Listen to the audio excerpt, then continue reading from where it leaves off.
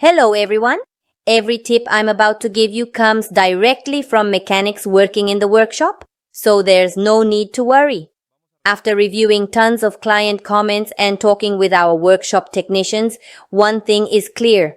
A washing machine that won't drain isn't always broken, but it is trying to tell you that something isn't working properly. Many clients tell us that at the end of the cycle, water still remains in the drum, or that halfway through the program, the washer stops without draining, and that gives us the first clue. The water can't exit as it should. In several cases, clients report, I hear a buzzing sound and it seems like it's trying to pump, but nothing comes out. From our workshop perspective, this usually points to the drain pump. It could be that the internal impeller is blocked or that the pump motor is failing. Brands like Whirlpool or LG have issued bulletins stating that pumps can fail or clog with clothing residues, lint, or detergent. The technical recommendation is always to check the pump and, if necessary, replace it carefully in a workshop. Sometimes clients notice that the washer doesn't drain and there's no sound from the pump, which points to another possible cause, the drain hose. Technicians explain that if the hose is bent, crushed, or installed incorrectly, the water simply can't flow. Some clients have said, the water seemed stuck, but when I straightened the hose, it started draining, which makes total sense.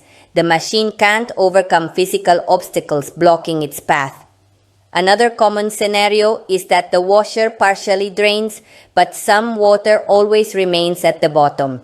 This usually happens because there are partial blockages in the pump filter or hose built up over time from detergent, lint, or small objects.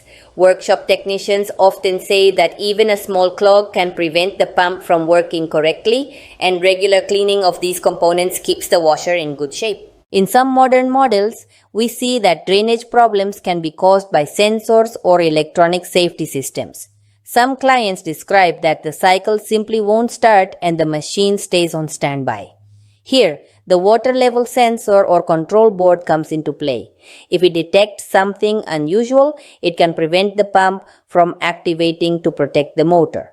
Technicians always advise checking these elements and, in case of failure, going to an authorized service center to avoid bigger damage. There are also occasions where the washer can't expel all the water because the height or installation of the drain isn't correct. One client mentioned that their outlet hose was too high, so the pump couldn't overcome the pressure. In the workshop, we explained that the pump has a limit in height and pressure it can push against, and if exceeded, the washer simply won't drain. Finally, we can't forget the more mechanical problems that prevent water from leaving: a damaged impeller, internal pump blockages, or motor wear. Several clients have reported that their washer fills with water and does nothing.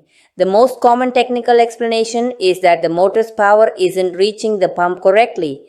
In these cases, professional technician intervention is key to inspect and, if necessary, replace the damaged components.